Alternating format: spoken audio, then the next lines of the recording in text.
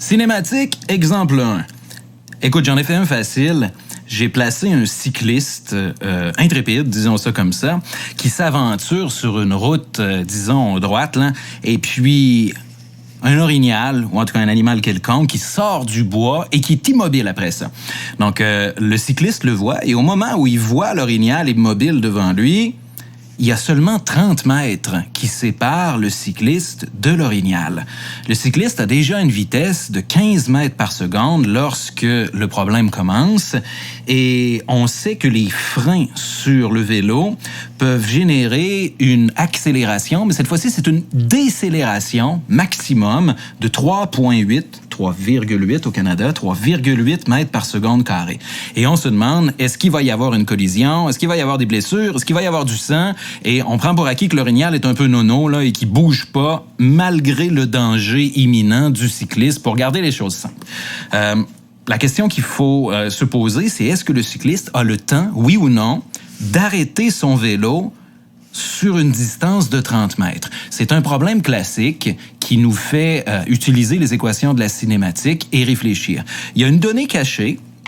La donnée cachée, c'est que il faut écrire que la vitesse finale est égale à 0 mètre par seconde. C'est pas écrit nulle part et ce sera probablement pas écrit dans les scénarios des questions non plus, mais il faut le deviner parce que si on veut éviter la collision, l'idée c'est d'arrêter le vélo et un vélo arrêté au repos, ça a une vitesse de 0 mètre par seconde. Donc notre vitesse finale, il faut que ce soit 0, si possible.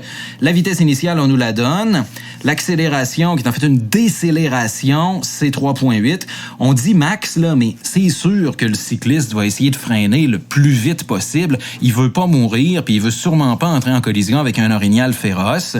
Donc, il va utiliser ses freins au maximum. En tout cas, il peut le faire s'il veut.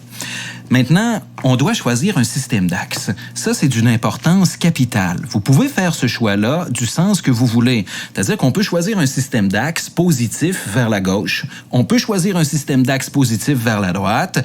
On fait ce qu'on veut, mais on doit faire un choix. Moi, je vais faire le choix intuitif de placer le système d'axe X, j'aurais pu choisir n'importe quelle lettre, vers la droite. Et je vais placer la position 0 de mon système d'axe à la position initiale du cycliste. Ça veut dire que x0 est égal à 0 mètre. Et là, vous allez me dire, ouais, j'aurais-tu pu placer mon 0 ailleurs puis choisir un x initial à... Mais vraiment, vous auriez pu placer le 0 du système d'axe à la position de l'orignal. À ce moment-là, on aurait eu un x0 pour le cycliste qui aurait été de moins 30 et on aurait trouvé la même bonne réponse. Le choix de la direction du système d'axe et de la position de l'origine du système d'axe, c'est un choix arbitraire. C'est un choix que vous faites, mais l'univers est invariant, peu importe le choix que vous faites, et vous allez trouver les mêmes bonnes réponses, même valeur numérique, même grandeur, peu importe ce que vous choisissez. Vous me croyez pas, vous faites le test. Moi, je fais un choix intuitif pour pas mêler personne, mais j'insiste là-dessus parce que c'est important. On va avoir X final, est-ce qu'on le connaît? Non, on le sait pas. Et avec x0 et x tout court, on peut définir x moins x0, le déplacement. L'idée, c'est que c'est notre inconnu. Delta x, on va essayer de le trouver.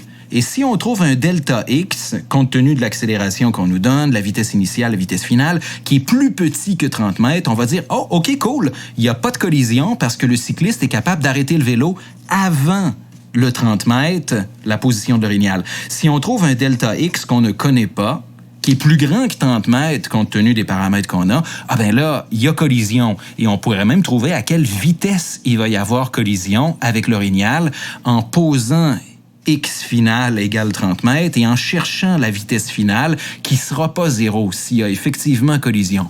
Mais revenons à nos moutons, revenons à notre orignal en fait, et calculons à l'aide des équations de la cinématique, si oui ou non, le delta X est plus grand que 30 mètres. Pour faire ça, on regarde les variables qu'on connaît et avant de partir, faut pas que j'oublie, l'accélération, on la dessine. Les freins vont tirer sur le vélo dans la direction opposée à la vitesse. L'accélération va tirer, c'est comme une main là, qui tire sur le vélo à contresens de sa vitesse. Une chose qu'on remarque, c'est que ça va à contresens de l'axe X. Donc, il va falloir ajuster et placer un moins. C'est pas une option. C'est pas quelque chose que vous faites si ça vous tente. Lorsqu'on a un vecteur qui va à contresens d'un axe, forcément, dans les équations, la valeur de l'accélération, là, ici, ça va être moins. La vitesse V0, est-ce qu'elle va dans le même sens que l'axe? Clairement, oui, les deux pointent vers la droite. Donc, V0, ça, c'est correct, ça va être plus 15 mètres par seconde. Et puis, la vitesse finale, la question se pose pas parce que la vitesse finale, c'est 0, donc il n'y a pas de sens. Vous pouvez écrire plus 0, moins 0, ça change rien. Maintenant, on doit consulter nos équations de la cinématique et vérifier s'il n'y a pas une équation qui contient A, V, V0 et delta X. Les équations de la cinématique, on en a 4. Je vous les ai données. J'ai encore la feuille ici et on va regarder ça. Dans la première, il y a le temps t, là, et visiblement, le temps t, nous intéresse pas. La deuxième aussi fait intervenir le temps t. Si on est capable de se passer de tout ça, on va le faire. La troisième, quelque chose d'intéressant. La troisième, regarde.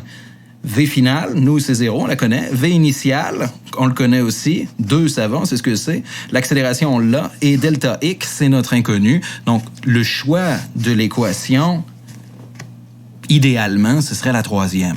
Si vous voulez faire 3 étapes, puis utiliser 4 formules de suite, puis vous tromper, puis vous transcrire des erreurs, puis pitonner votre calculatrice 300 fois, puis perdre votre temps, vous pouvez aller utiliser la première, calculer le temps t, aller mettre ça dans une autre, finir par obtenir delta.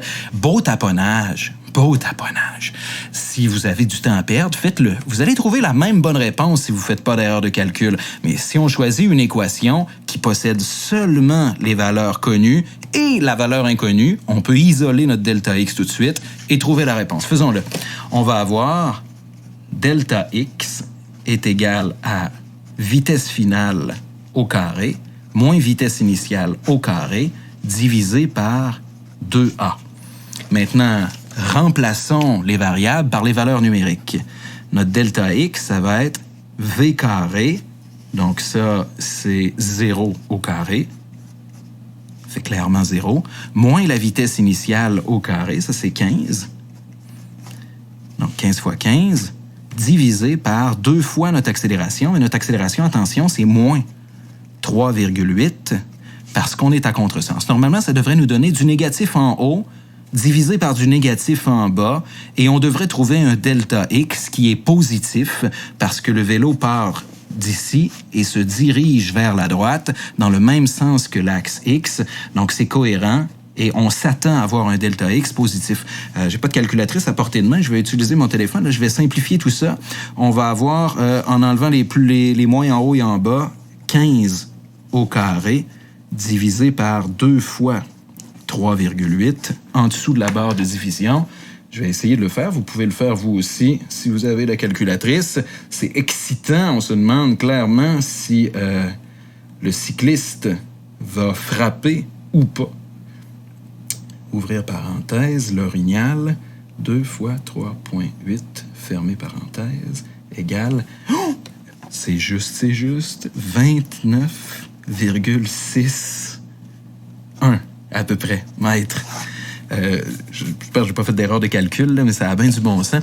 Je suis excité parce que j'ai pris les valeurs au hasard. Je les ai pris sans faire de calcul préalablement. Et on arrive, regarde ça, là, à quelques centimètres, à 40 centimètres de l'orignal. Donc, il va y avoir un face-à-face, mais pas de collision, puis probablement pas de sang. On espère que l'orignal va prendre peur à ce moment-là, là, puis va quitter les lieux. Donc, on aurait...